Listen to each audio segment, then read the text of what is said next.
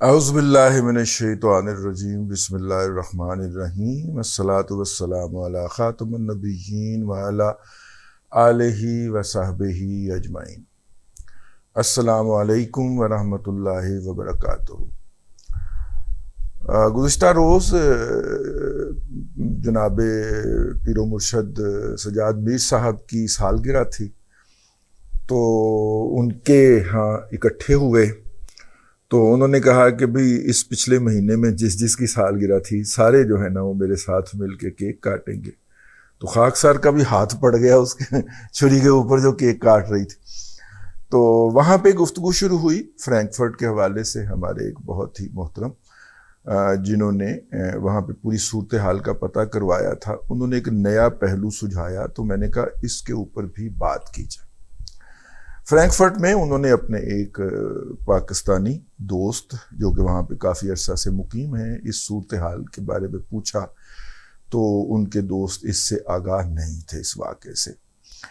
اور اب فرینکفرٹ میں ہوا کیا ہے، فرینکفرٹ میں پاکستان کے قونصل خانے سے پاکستان کا جھنڈا اتار کے کچھ لوگ لے گئے۔ اب جناب دوسری سائیڈ آف دا سٹوری بھی بتانی چاہیے نا۔ ہاں، تو انہوں نے بتایا کہ جی ان کے دوست جو تھے وہ وہاں پہ گئے اور انہوں نے جا کے پتہ کیا، یا جو بھی لوگ وہاں پہ گئے ہوئے تھے ان سے پتہ کیا۔ تو دوسری سائیڈ کی کہانی کچھ یوں ہے کہ وہ جو دلبند وزیر یا جو بھی وہ شاعر تھے جو کہ ان کی باہمی لڑائی کے اندر مارے گئے یا ان کے بقول شہید کر دیے گئے، جو بھی ان کو قتل کیا ان کو اسلام آباد میں کیا یا اسلام آباد میں لایا گیا ان کو، وہ یہاں پہ داخل رہے اور کچھ دیر وہ ہاسپٹل میں رہنے کے بعد جو تھا ان کا انتقال ہو گیا۔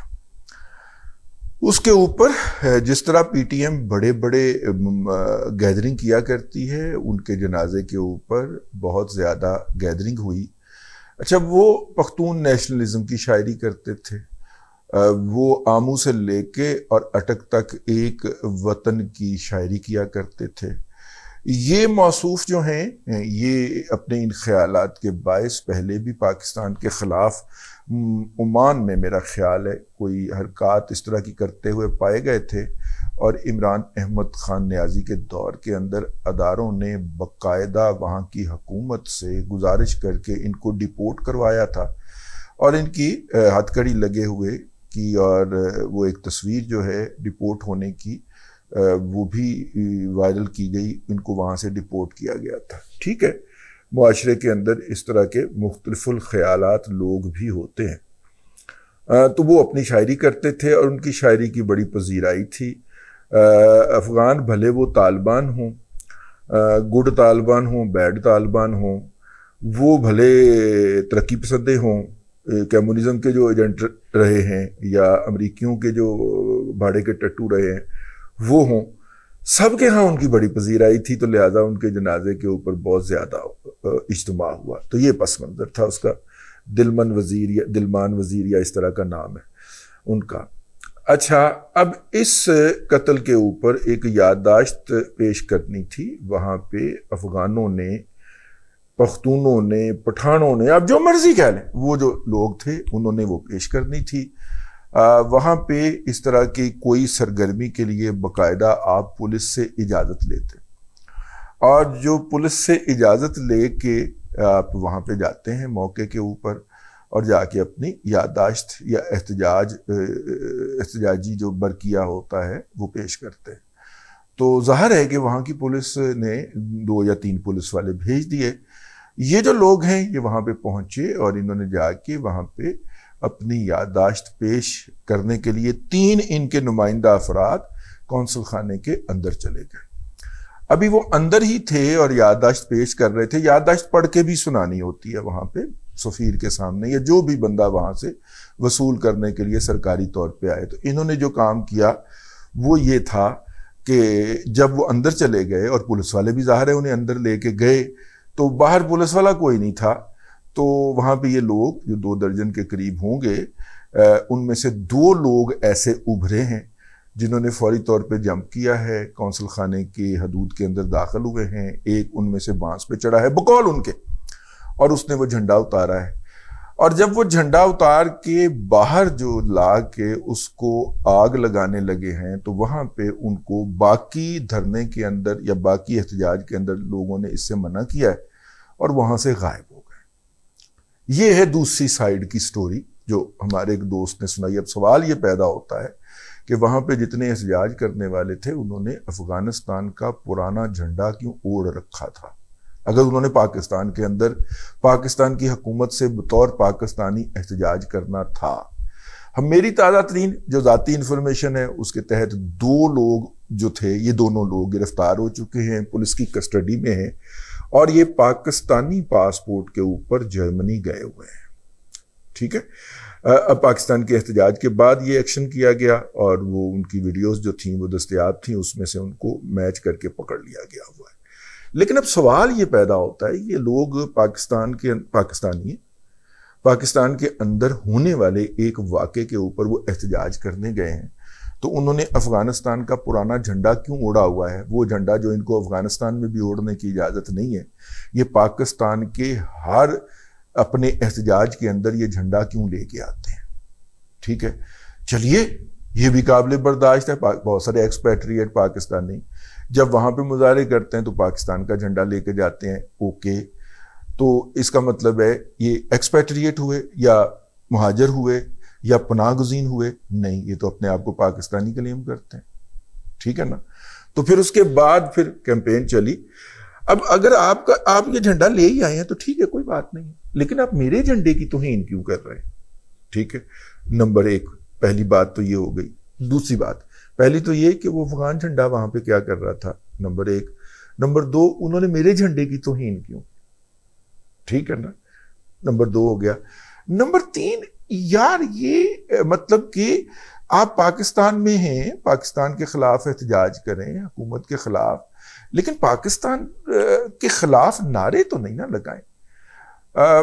میں وہاں پہ باوجود احترام کے چپ رہا، کیونکہ جنہوں نے یہ بات بتائی میں ان کا دل سے احترام کرتا ہوں، لیکن میں دوسری سائیڈ میں نے کہا بیان کر دی جائے کہ یہی عناصر جو ہیں، یہ پاکستان کے جعلی پاسپورٹ بنوا کے باہر جانے والے جو ہیں، انہوں نے گزشتہ دنوں لندن میں پاکستانی قونصل خانے کے سامنے بھی مظاہرہ کیا تھا، اور اس مظاہرے کے اندر بھی انہوں نے پاکستان کا جھنڈا اتارنے کی کوشش کی تھی، جو کامیاب نہیں ہو پائی تھی۔ جو لندن میں کامیاب نہیں ہو پائی وہ یہاں پہ کامیاب ہو گئی۔ اس دوران وہاں پہ ایک صاحب اپنی والدہ کو لے کے وہاں پہ آئے ہوئے تھے، ایمبیسی ہوگی، قونصل خانہ ہوگا کہا جائے، قونصلیٹ جنرل ہوگا، ٹھیک ہے، وہاں پہ آئے ہوئے تھے اور یہ پاکستان مرد آباد کے نعرے لگا رہے تھے قونصل خانے کے سامنے۔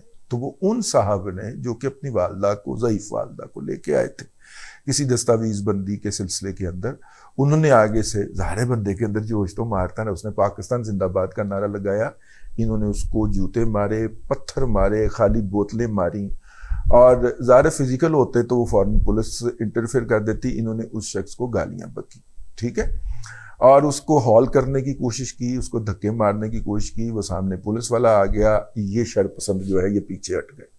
یہ رویہ ناقابل برداشت ہے اور ٹالریبل نہیں ہے، ٹھیک ہے نا۔ پھر منہ سے نکل جاتا ہے نا کہ ہمارے ٹکڑوں پہ پلنے والے ہماری ٹانگ کے اوپر کاٹیں گے، یہ نکل جاتا ہے منہ سے، پھر لوگ کہتے ہیں کہ نہیں جناب آپ جو ہے وہ بڑے سخت ہو جاتے ہیں۔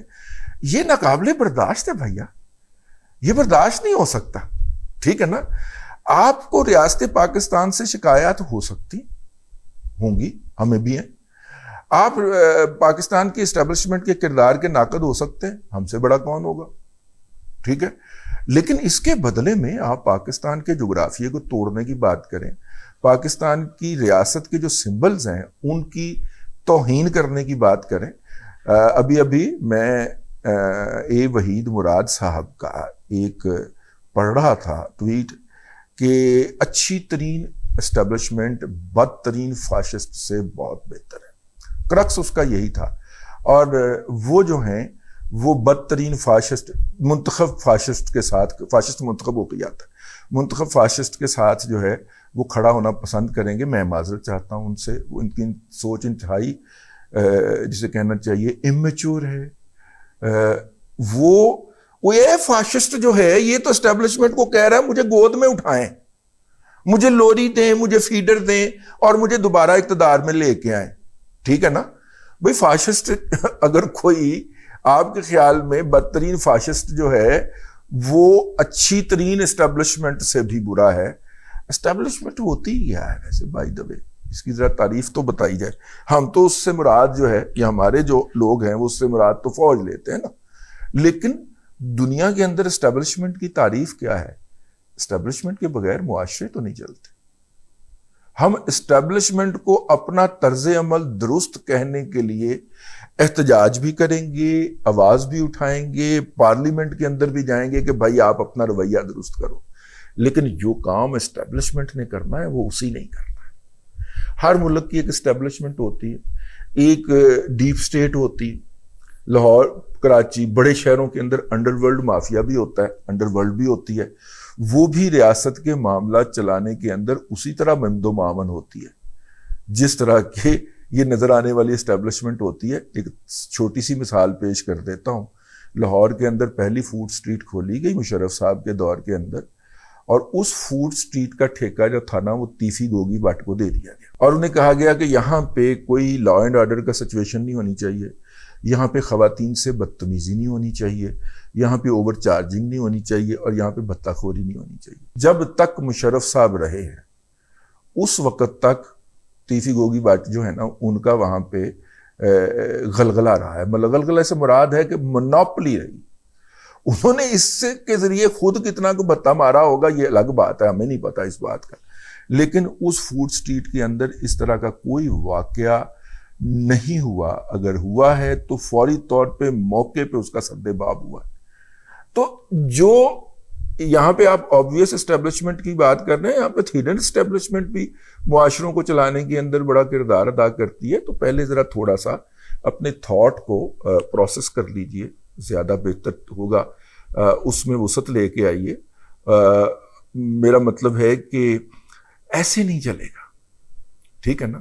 کوئی میرے ملک کو، میرے وطن کو، میرے پرچم کو گالی دے گا تو میں اس کے بارے میں کوئی اچھی بات سننے کا روادار نہیں ہوں، میں اس کا جواز سننے کا روادار نہیں ہوں. یہ غلط ہوا ہے نا. تو جو پاکستان سے محبت کرتے ہیں وہ اس کی مذمت کر دیں. کیا خیال؟ جو کہتے ہیں کہ ہم ان کا حصہ نہیں ہیں وہ اس کی مذمت کر دیں. اتنا میڈیم پلیٹ فارم دستیاب ہے، وہ وہاں پہ بیٹھ کے ان کے خلاف آواز بلند کریں اور کہیں کہ یہ غلط کر رہے ہیں. اس کو اون کرتے ہیں، اس حرکت کو اون کرتے ہیں. تو ہم آپ کے بارے میں کوئی اچھی بات کیسے کہہ سکتے ہیں یا سن سکتے ہیں؟ اب تک کے لیے اتنا ہی. اگلے ولاگ کے اندر پھر حاضری ہوگی. اللہ تبارک و تعالیٰ آپ کو آسانیاں عطا کرے اور آسانیاں خلق خدا میں تقسیم کرنے کی توفیق عطا کرے.